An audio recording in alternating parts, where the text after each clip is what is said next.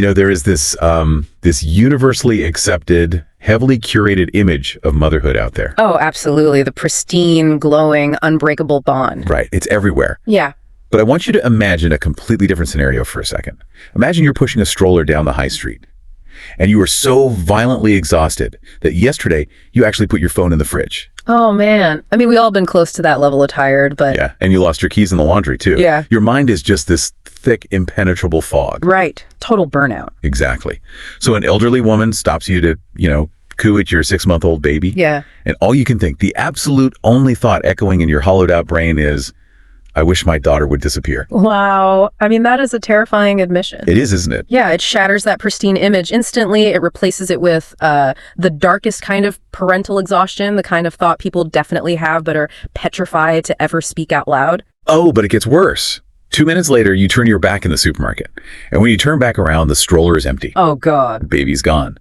But the truly chilling twist here, the thing that just makes your blood run completely cold, is that the mother isn't just panicked. She realizes she already fears she'll never see her baby again because she knows who took her. And she knows why. Exactly. It's like it takes the ultimate nightmare and just injects it with a heavy, suffocating dose of complicity. Right. It forces us to look at the one thing society often refuses to question, which is the dark, sometimes incredibly toxic reality of the mother-daughter bond. Which brings us to our mission for today. Today's deep dive uses Alice Feeney's psychological thriller Good Bad Girl as our blueprint to dissect exactly that. We are untangling a masterful web of secrets, stolen identities, and the elaborate facades people construct just to survive their own families. And it's all centered around one fateful, violently disruptive Mother's Day, isn't it? Yes. To understand the architecture of this puzzle, we have to look at the intersecting lives of 4 very different women. Okay, lay it out for us. So we have Frankie, a prison librarian, Patience, who is a teenage care home worker, Edith, an 80-year-old former store detective, and Cleo, a therapist living in a perfect pink house. And what connects them is the underlying, often unspoken weight of their relationships with each other. Yeah, the text actually describes motherhood as a curious mix of love, hate, and guilt. Which is such a brilliant way to put it. We see the rawest manifestation of that with Frankie, I think. For sure. So Frankie is the head librarian at a women's prison, HMP Crossroads. And she's carrying a grief that feels, almost radioactive. She lost her teenage daughter a year ago. But the daughter didn't die, right? She simply ran away. Right. The ambiguity makes it worse. So to survive this massive void, Frankie's coping mechanisms have become intense, borderline obsessive, really. She's terrified of the dark, and she counts absolutely everything. The psychology behind that counting behavior is so fascinating when you look at how the human brain processes profound loss. Because trauma just obliterates your emotional landscape. Exactly. When the macro elements of your life, like the safety of your child, spiral entirely out of your control, the brain frantically seeks control in the micro. So that's why Frankie counts the exact number of steps she takes. Yes. It's 58 steps across the courtyard, 32 steps to the gate. By assigning this rigid, undeniable mathematical order to her physical space, she creates an illusion of stability. Wow. She's essentially building invisible numerical walls to keep the unpredictability of the world out. Her core belief, which she actually inherited from her own deeply flawed mother, is that people simply cannot be trusted. And numbers, however, never lie. That is so sad. And that obsession with numbers bleeds into everything she does. Like she eats exactly 10 Rolos in her van. The Rolo thing is heartbreaking. It really is. The logic she applies to this. She adheres to the Pythagorean belief that 10 is the symbol of absolute perfection. It symbolizes the completion of a cycle. But she doesn't eat all 10. No. She always saves the last Rolo, the one in the gold foil, for her missing daughter. In that same Pythagorean philosophy, the number 1 represents plurality. But to Frankie, 1 is just a lonely number. She is basically using ancient mathematics to keep a seat warm for a ghost. That's exactly it. She's trying to impose a logical formula onto an impossible emotional equation. And Frankie's desperate, enduring loyalty to a daughter who abandoned her stands in really sharp contrast to the dynamic across town. You're talking about Cleo and Edith. Yeah. You have Frankie, a mother building walls to cope with an empty room. And then you have Cleo and Edith, a mother and daughter who built walls specifically to lock each other out. It's a complete inversion. It is. Cleo is a 50-something therapist, and she made the calculated decision to force her 80-year-old mother, Edith, into the Windsor care home. And she didn't just ask her to go. She tricked her own mother into signing over power of attorney. Right. And if stripping Edith of her autonomy wasn't brutal enough, Cleo also dumped Edith's beloved dog, Dickens, at an animal rescue center. Which, for Edith, is the final, unforgivable betrayal. I mean, Edith is a retired snore detective. Her entire career, her whole way of interacting with the world is based on hyper-observation. She notices everything. Everything. The tellas, the twitches, the lies people tell themselves. So she looks at Cleo, the child she raised, and her internal conclusion is just devastating. She says, "My good little girl grew up to be bad." I look at these two extremes, Frankie, whose child threw her away, and Edith, whose child locked her away. It feels like watching a psychological sunk cost fallacy play out in real time. Oh, absolutely. These women invest so much of their identity into being a mother or being a daughter, and when it goes toxic, they just double down. Yeah. So let me ask you this. Are we supposed to take away that the mother-daughter bond is inherently doomed to fracture? Well, the narrative certainly strips the sanctity away from motherhood. It frames it less as a divine calling and more as a high-stakes negotiation. A high-stakes negotiation. I like that. And the author uses the backdrop of Mother's Day not as an occasion for flowers and brunch, but as the exact emotional pressure cooker that forces all these hairline fractures to violently snap open. Right, because Mother's Day forces you to confront the reality of the relationship. Exactly. As Edith observes in the text, we are not the sum of our children. Children are an impossible equation parents must learn to love rather than endlessly try to solve. Which is profound. Yeah. But surviving that impossible equation requires armor. If you look closely at how these women navigate their daily lives, every single one of them is wearing a mask. They're all hiding. Yeah. I mean, think about the people in your own life, right? Or on your social media feed who curate the most flawless, pastel-perfect aesthetics. What deep-seated anxieties are they frantically trying to wallpaper over? That is Cleo in a nutshell. Her facade is one of aggressive perfection. The color psychology of her environment is incredibly telling, actually. She lives in this beautiful pastel pink house in Notting Hill. Which sounds lovely. It does, but pink traditionally evokes nurturing, warmth, and maternal love. Basically, everything her relationship with her mother currently lacks. Oh, wow. That's a great point. And she dresses in pristine red trainers with matching lipstick, projecting power and control. But the structure of that facade is entirely hollow. Because she is secretly bankrupt. She can't even afford the astronomical fees for the care home she banished her mother to. Right. Her entire existence is this exhausted performance to hide the fact that she is crumbling. There's this incredibly evocative moment where she is conducting a therapy session, projecting this calm authority, and she has a tiny spot of ketchup, or perhaps blood, on her chin that she's completely oblivious to. That's the visible crack in her porcelain exterior.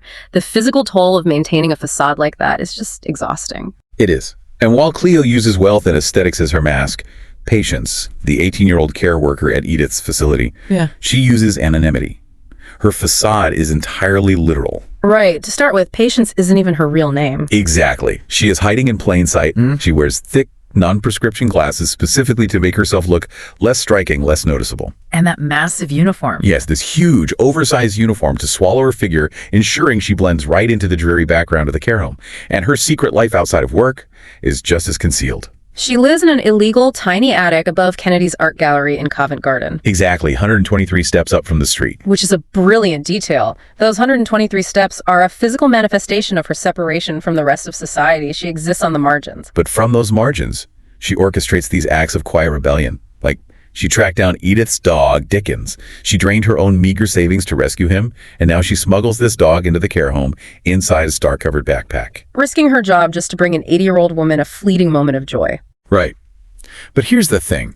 I find Patience to be the most morally complex character in this entire puzzle. Oh, without a doubt. Because it's tempting to view her as this angelic rescuer, the girl who saves the dog and befriends the lonely elder.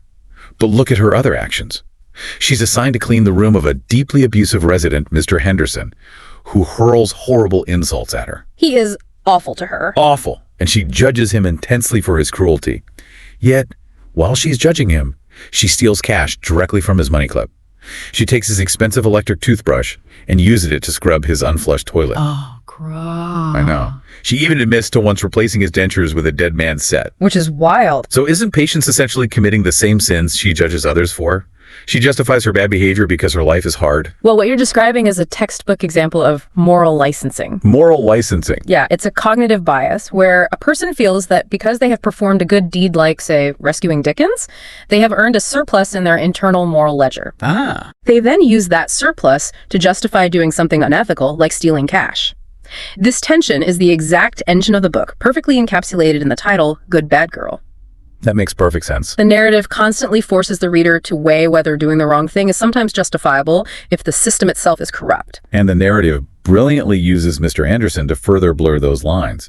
Because while Patience is rummaging through his room looking for things to steal, she uncovers his hidden past. Yeah, she finds a stack of 50 handwritten love letters he wrote to his late wife, and they are devastatingly tender. One simply reads, "I saw a robin on the hedge today, and it made me think of you." And alongside the letters, she finds his gold star and silver cross medals from serving in World War II. It's amazing. It forces Patience, and by extension you, the listener, to confront the uncomfortable reality that bad people are often just profoundly sad people in disguise. Age and grief harden people.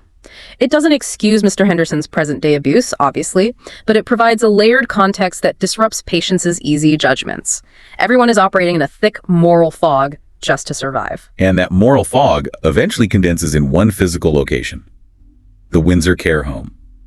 The author describes it vividly as God's waiting room and a prison with wallpaper. It's a beautifully restored Victorian building charging exorbitant fees, but beneath the polish, it is just an institution designed to warehouse the elderly and keep them out of sight. It reeks of institutionalized despair. But at the center of it is Edith, who flat out refuses to be warehoused. She's 80, but her mind is a steel trap. She rebels against the stripping of her autonomy in these small, brilliant ways. She refuses to eat in the dining room with people she refers to as the walking dead. Instead, she survives on hidden stashes of custard creams and Werther's Originals. A woman after my own heart. Right, and she is methodically plotting her escape. Her rebellion is a desperate clawing back of her personhood. She finds a no-win, no-fee lawyer in the back pages of the Radio Times. In total secrecy. Yes, she begins a legal process to reverse her power of attorney. Her master plan is to change her will, completely cut Cleo out of her estate, legally evict whoever Cleo has rented her house to, and hire Patience as her private full-time carer. Which is a phenomenal plan. Before they can pull the trigger on this escape plan, the ultimate catalyst for chaos drops right into the middle of the care home. Joy Bonetta, the incredibly cruel, perpetually cookie-eating manager of the facility. The very woman who just fired Patience for stealing. Yes, she is found murdered. And the staging of the murder is darkly theatrical. Joy is found dead inside the care home's perpetually broken elevator, with an out-of-order sign deliberately hung around her neck. It transforms the entire narrative into a locked box puzzle. You know, it's like a twisted game of Clue. You have an escaped 80-year-old woman, a newly fired teenage thief, and a bankrupt, furious therapist, all orbiting the exact same dead manager on the exact same day. The locked box puzzle is a classic literary device, but here it's used to physically trap the characters with the consequences of their trauma. The walls literally close in, and into this claustrophobic environment walks DCI Charlotte Chapman. The detective assigned to the murder? Chapman is entirely disarming, which makes her so dangerous to these characters. Cleo is panicking, trying to locate her missing mother, and she bumps into this detective. And Chapman has a bright pink highlight in her hair, mismatched painted nails, and she's wearing a vintage Star Wars The Never-Ending Story t-shirt underneath a tweed suit. Which is quite the look. It is, but that eccentric exterior is a brilliant investigative tool. It causes suspects to underestimate her. Chapman's observation skills are razor sharp. She immediately pegs Cleo as the prime suspect. Why? Because the facade cracked earlier that day. When Joy threatened to kick Edith out of the facility over Cleo's unpaid fees, Cleo lost her carefully curated control. She was overheard explicitly threatening Joy, saying, "I will end you if anything happens to my mother." So we have this web of isolated, highly suspicious, traumatized women. The brilliance of the narrative lies in how it begins to pull these disparate threads together using motifs. It taps into the human psychology of pattern recognition. Right, exactly. When our brains are confronted with chaos, we look for recurring symbols to make sense of the world. In this story, the defining symbol is a ladybug. Okay, trace the journey of that ladybug for us. Well, Edith gives Patience an old silver ladybug ring, telling her it's a symbol of luck and new beginnings.